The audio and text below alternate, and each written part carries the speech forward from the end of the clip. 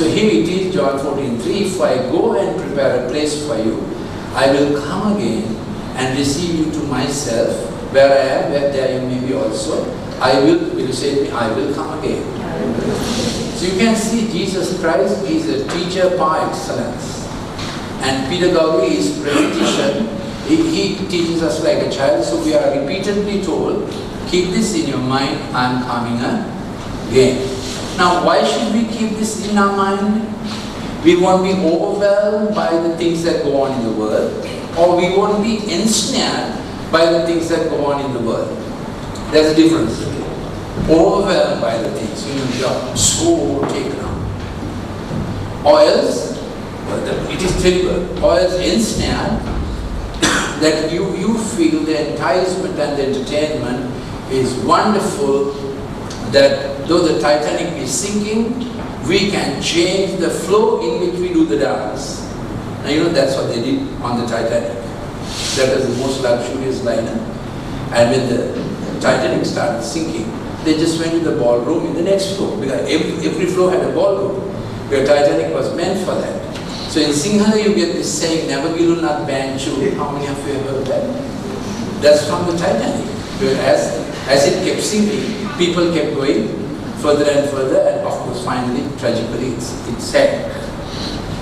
So the Lord meant us to have this, not to be have this knowledge, so we won't be overwhelmed and fearful, nor ensnared and participate in the things that go on, as if that's our appetite. That is not our appetite. That's not what we want to get ensnared with.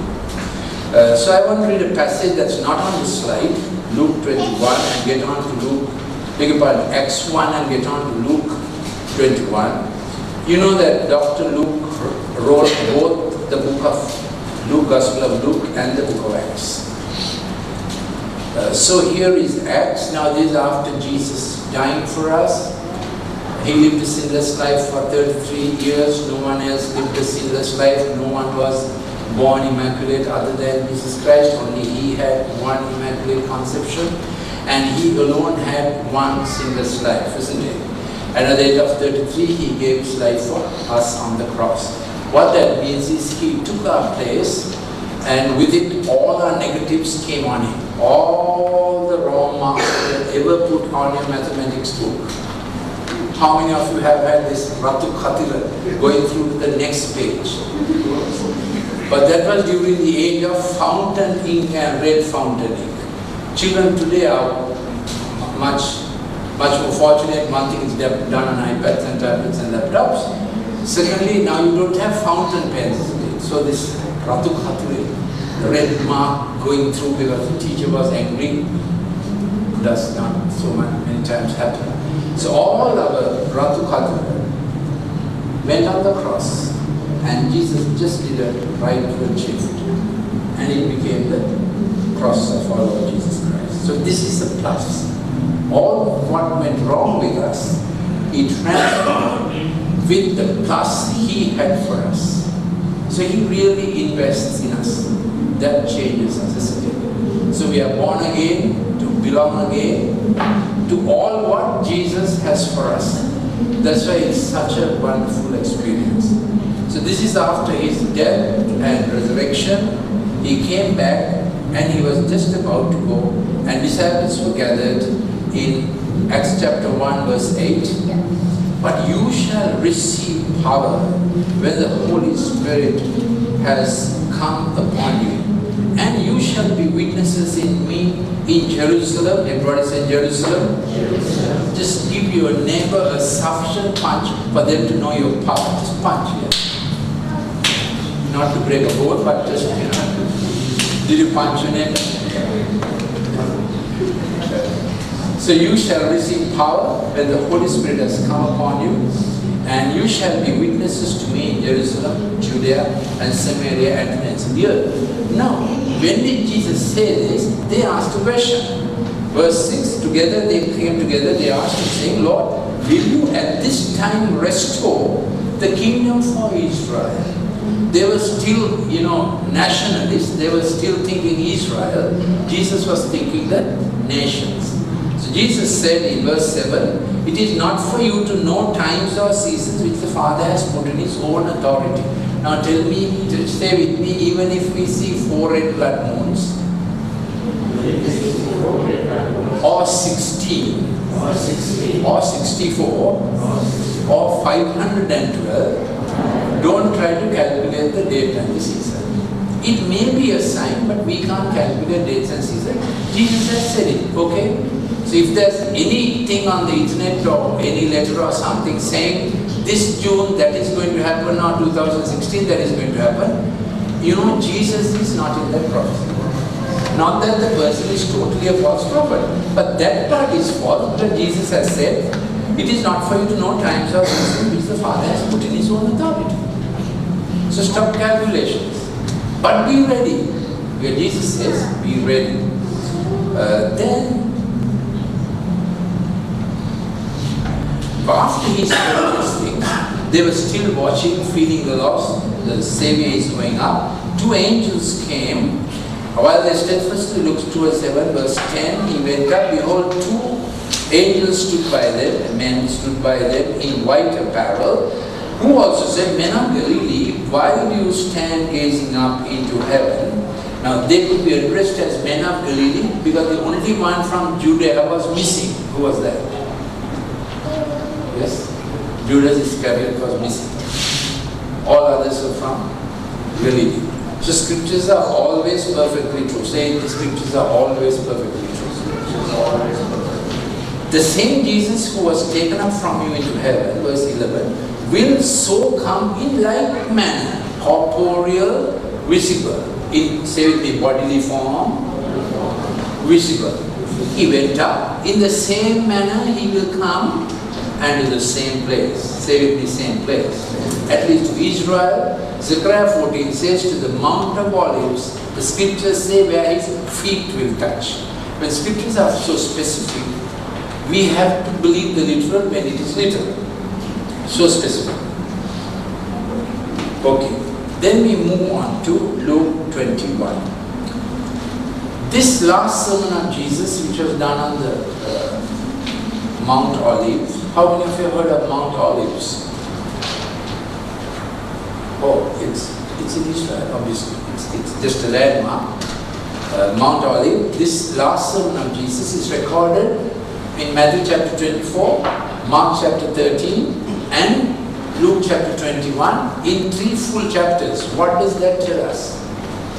This must be an important subject, isn't it? When 3 chapters are committed to describing to recording the same sermon, this must be important. I am taking my reading from Luke chapter 21. It has a certain sequence that can be done in 30 minutes. Now, our next LCE, the next Bible study would be on this for 3 hours on October 17, 5 p.m. And you morning congregation, you have this habit of getting absent on that day. Please do your due penance and be present on October 17, 5 p.m. We do this thing the full 3 hours. Today it will be just an indication of the important things. 21. Luke 21 verse 24. I am beginning at 24 for a particular reason. They will fall by the edge of the sword and be led away captive into all nations. Jerusalem will be trampled by Gentiles until the times of the Gentiles are fulfilled. Who will be led away captive to all nations? Jerusalem. Jesus is speaking in 33 AD, few days before His death, crucifixion. Okay? What if all the Colombians hear that Colombians will be led away captive to all the nations? Terrible news. It will be terrible news. So He was telling us, it was very bad news, but He was saying it. Now, Jerusalem will be violated, rifled, invaded, and inhabitants taken as slaves to all nations, and Jerusalem will be under foreign dominion till when? The scripture has it till when? Where are the Bibles? There's a thing called the Bible.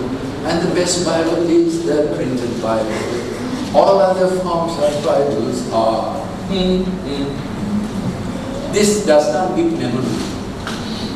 This is my topic, you know that. So if you want to remember Bible verses, you have to read your Bible. This is not old man's old-fashioned talk. This is a scientific opinion.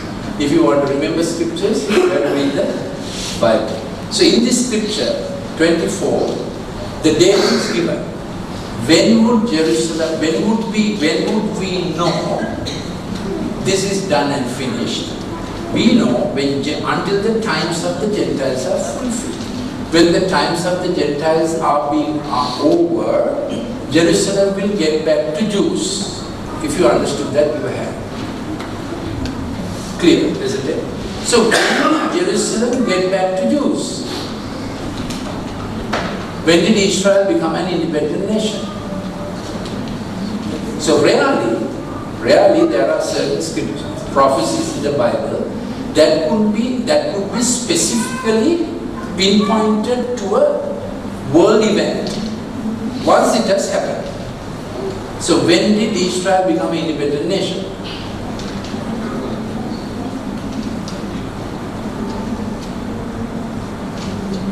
My heart is sinking. May 14, 1947. So here is a day that you can pin down in world history or recent history as the day that this happened. Times of Gentiles over Jerusalem was over in 1947. So the subsequent verses refer to the time period after 1947, if you understood that very well. So this is scriptural. I'm not telling you that. This is scriptural. Now, what would be happening after 1947? When Jesus himself specifically said, is pointing to the end. Okay? Reasonable so far, and you are following. What? Verse 25. There will be signs in the sun. Now, what are the signs that have been in the suns since 1947, which have been increasing? And Matthew said there would be an increasing ferocity of earthquakes. And the word Matthew uses in Matthew 24 verse 8 is the earthquakes or the earth's troubles will be like a woman in birth pains. And how are birth pains like? Let's ask someone who is experienced. Yes, Anushka. No experience, okay. How are birth pains like? They increase in frequency and ferocity till the child is born. So the signs Jesus is referring to, the geophysical signs of the time geophysical, will increase in frequency and ferocity to a degree 10. Say it with degree 10. Now there are those who believe that the earth and the universe had no origin and no onset. Then they will not believe it will have an end. Obvious. But those of us who believe world had a beginning, onset and an origin, logically we will believe there's an end. So you don't have to get into fisticuffs with people who believe earth is eternal. Because either God has to be eternal or earth has to be eternal. Correct? No point arguing with them on these things. Because they must first get to understand that God is eternal. If people reject that, they have to make world eternal. So world goes on forever as far as they are concerned. Not so for us. So Luke 21, after 1947, what are the things that have been happening in the sun? Any idea? Solar flares have been increasing. Sun is a hydrogen bomb. Hydrogen becomes helium by fusion, and this enormous energy is being released. Now, in increasing measure, solar flares come out. 2 years ago, a solar flare hit our ionosphere. Outside the Earth, there's an ionosphere, which protects us from all these ionic storms that come. But some penetrate. In 2014 or end of 13, this solar flare hit and all the NASA satellites went off. They wouldn't function after that for about a week or so. So that is just one thing. So you can